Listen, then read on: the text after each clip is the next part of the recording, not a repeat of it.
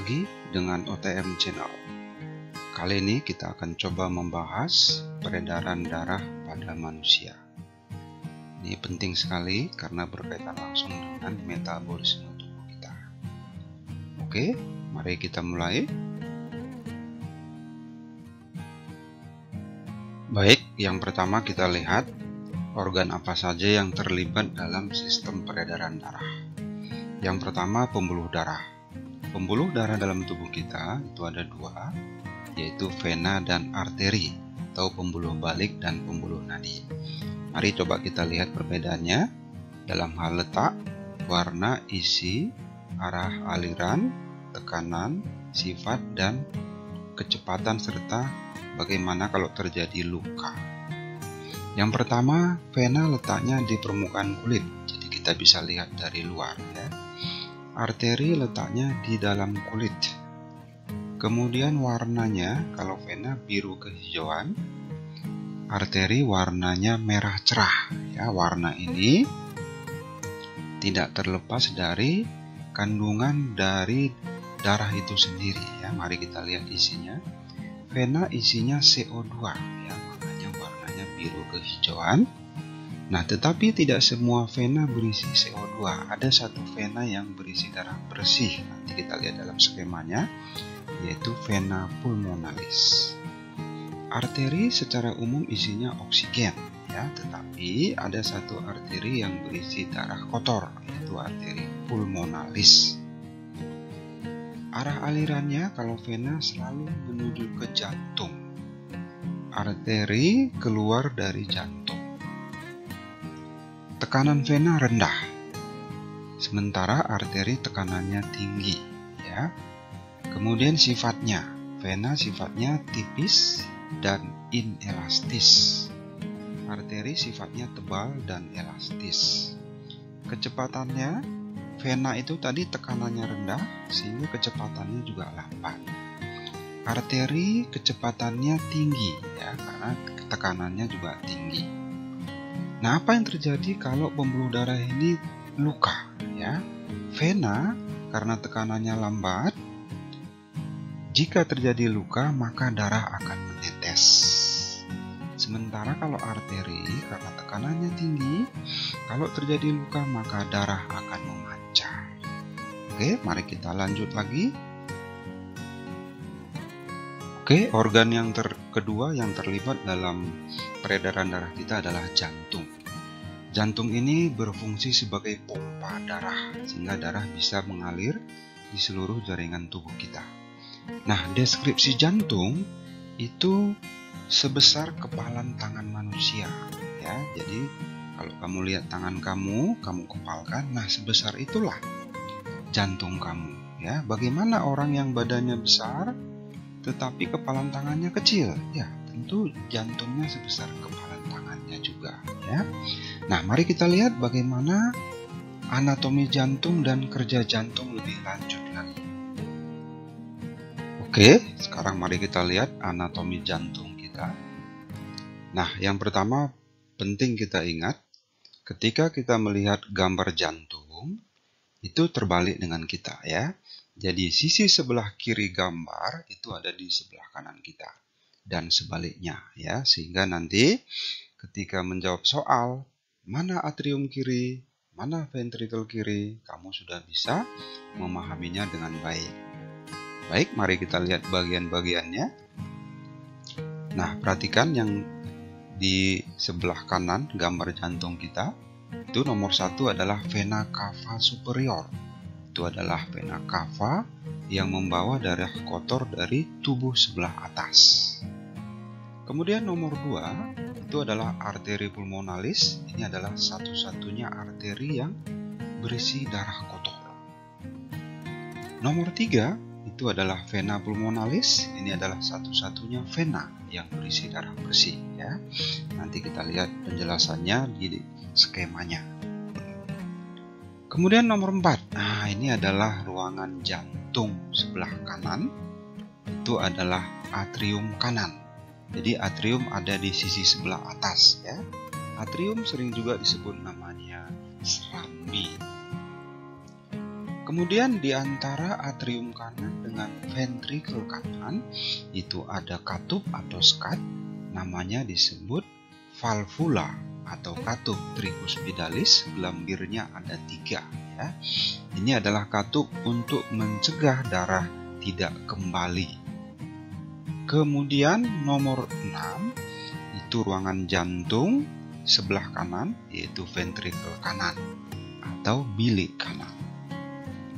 Nah, nomor 7 itu adalah vena cava inferior, membawa darah kotor dari bawah atau dari tubuh sebelah bawah. Nomor 8 itu adalah pembuluh nadi besar atau kita sebut namanya aorta. Nomor 9 itu adalah arteri pulmonalis. Nomor 10 itu adalah vena pulmonalis. Kemudian nomor 11 itu adalah atrium kiri atau serambi kiri.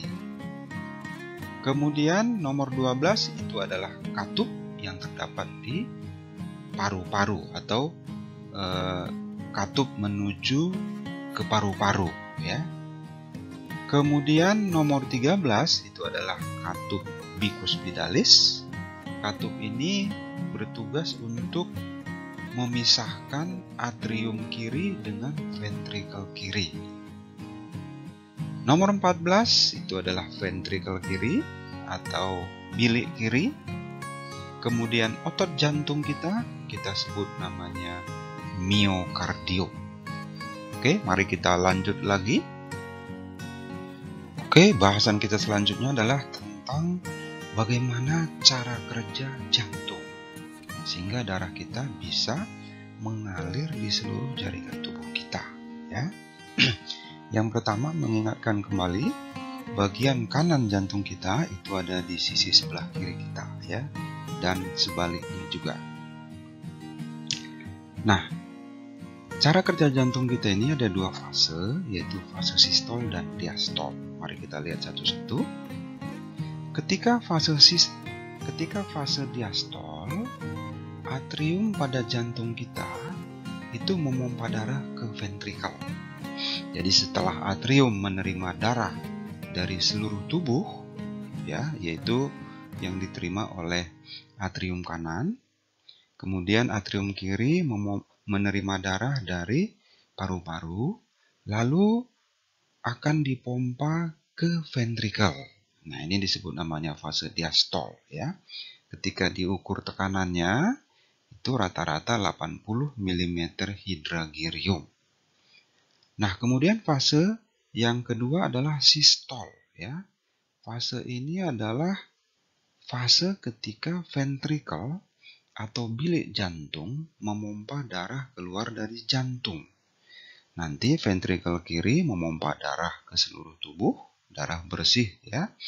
Kemudian ventrikel kanan memompa darah kotor ke paru-paru. Nah, ketika diukur tekanannya, sistol ini angkanya ada di 120 mm hidragirium ya. Nah, alat untuk mengukur tensi darah atau tekanan darah itu disebut namanya sphygmomanometer.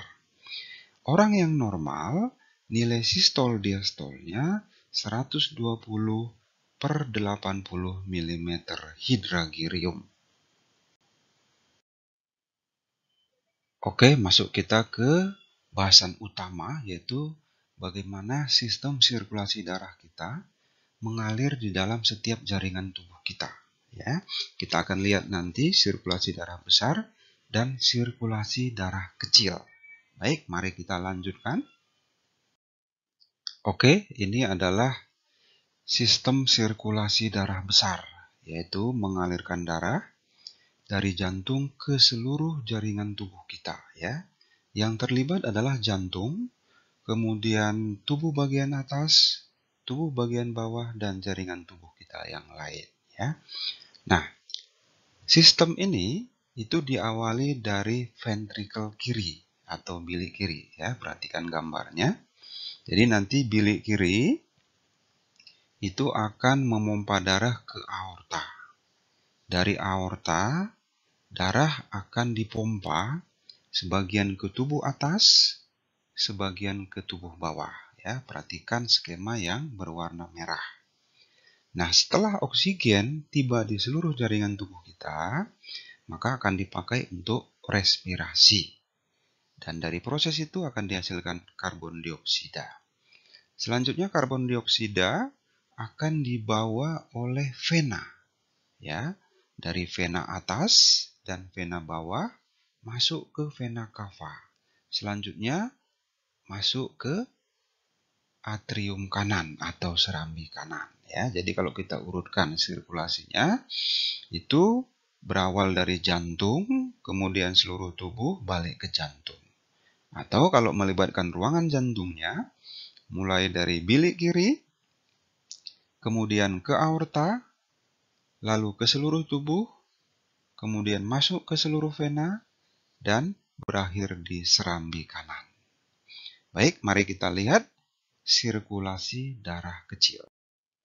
Baik, mari kita lihat sirkulasi darah kecil. Ya, ini jalurnya pendek, hanya melibatkan jantung, kemudian paru-paru, kembali lagi ke jantung.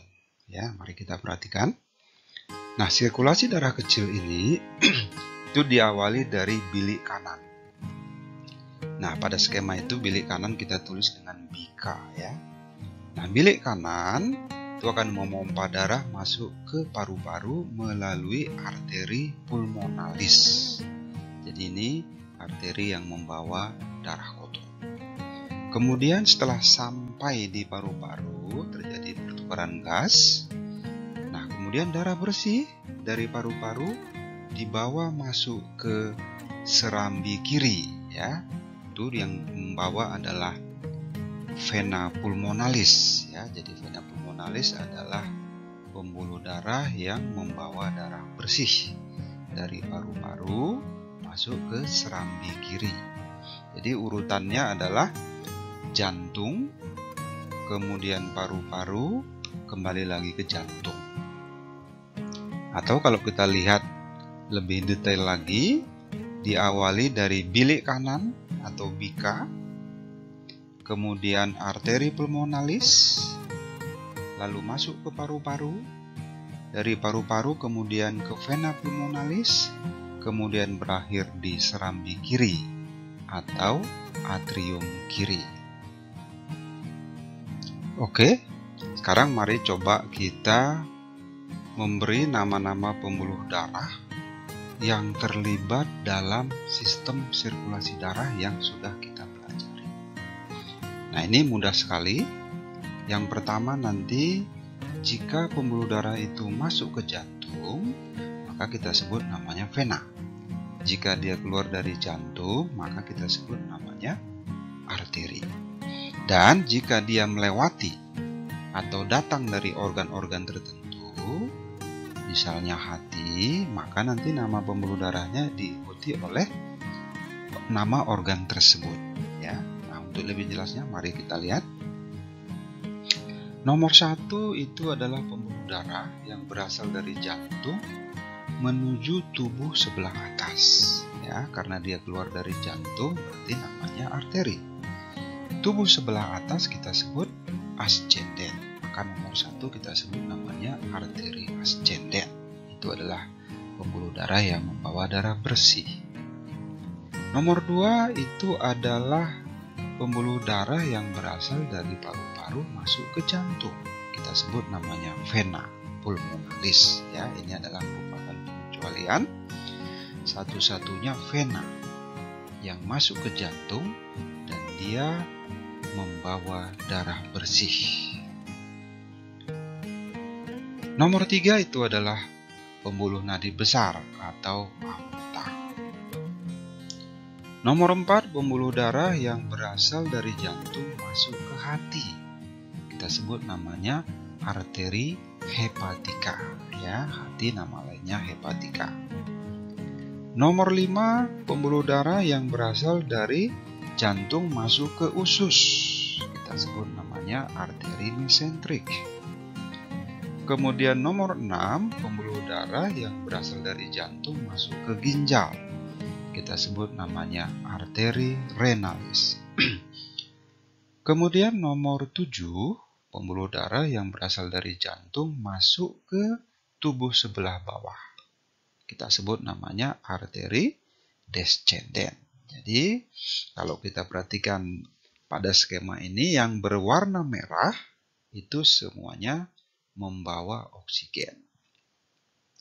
Jadi, jantung kita di sebelah kiri, baik atrium kiri maupun ventrikel kiri, semuanya berisi darah bersih atau oksigen.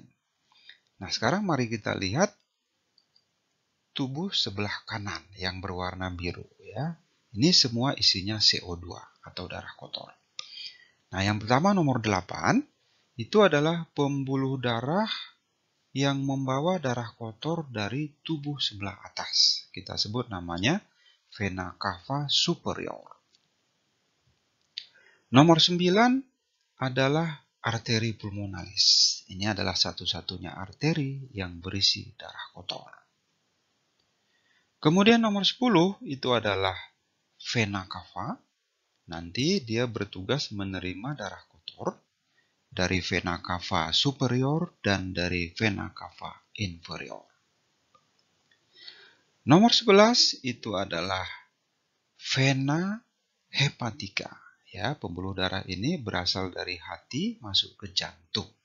Jadi ini adalah kebalikan dari nomor 4, arteri hepatica. Ya, karena arteri keluar dan masuk ke hati, kalau vena masuk ke jantung. Nomor 12 adalah pembuluh darah spesial. Ya, kenapa spesial? Pembuluh darah ini berasal dari usus. Ya, perhatikan. Sebelum dia masuk ke jantung, dia terlebih dahulu singgah di hati. Nama pembuluh darah ini adalah vena porta hepatica. Nomor 13 adalah pembuluh darah yang berasal dari ginjal masuk ke jantung. Ya, namanya vena renalis. Ini adalah kebalikan dari nomor 6. Kemudian nomor 14 itu adalah pembuluh darah yang berasal dari tubuh sebelah bawah, membawa darah kotor. Kita sebut namanya vena cava inferior. Jadi, di sebelah kanan jantung kita, baik atrium kanan maupun ventrikel kanan, yang berwarna biru, ya, itu semuanya berisi darah kotor atau berisi CO2. Jadi kamu ingat kembali, ya, jika pembuluh darahnya masuk ke jantung, maka kita sebut namanya vena. Jika dia keluar dari jantung, maka kita sebut namanya arteri. Nah, di sini ada catatan kita buat supaya kamu bisa mengingatnya lebih mudah lagi. Oke, diulang-ulang kembali dan tetap semangat. Oke, dari skema sirkulasi darah yang sudah kita pelajari, maka kita bisa menyimpulkan apa fungsi ruangan jantung kita. Ya, yang pasti fungsinya ada 2, menerima darah dan memompa darah. Mari kita lihat secara detail. Nah, yang pertama, serambi kiri, ya, perhatikan yang sebelah kiri, serambi kiri atau atrium kiri. Nah, perhatikan tanda panahnya. Tugasnya adalah menerima darah bersih atau oksigen dari paru-paru. Tugas yang kedua adalah memompa darah bersih ke ventrikel kiri atau ke bilik kiri.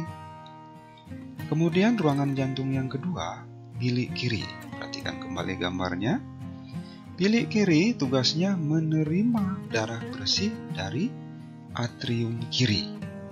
Kemudian memompa darah bersih ke seluruh tubuh. Jadi dia punya tugas yang berat sekali, ya. Nah, ruangan jantung yang ketiga itu adalah serambi kanan. Perhatikan kembali. Serambi kanan bertugas menerima darah kotor dari seluruh tubuh. Kemudian memompa darah kotor ke ventrikel kanan atau ke bilik kanan.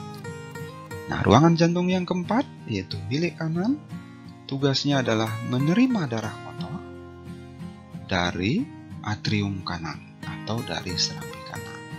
Kemudian memompa darah kotor ke paru-paru. Oke?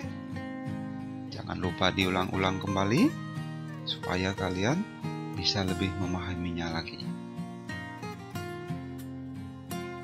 Oke, uji kemampuanmu dengan soal-soal di bawah ini supaya lebih menguasai lagi materinya dan lebih mudah dalam menyelesaikan soal. Baik, terima kasih. Jangan lupa diulang-ulang kembali dan tetap semangat. Oke, terima kasih para sahabat hebat sudah menonton video ini. Salam sehat selalu dan tetap semangat. Nantikan video-video menarik berikutnya hanya di OTM Channel. Jangan lupa like, subscribe, dan bunyikan tombol lonceng.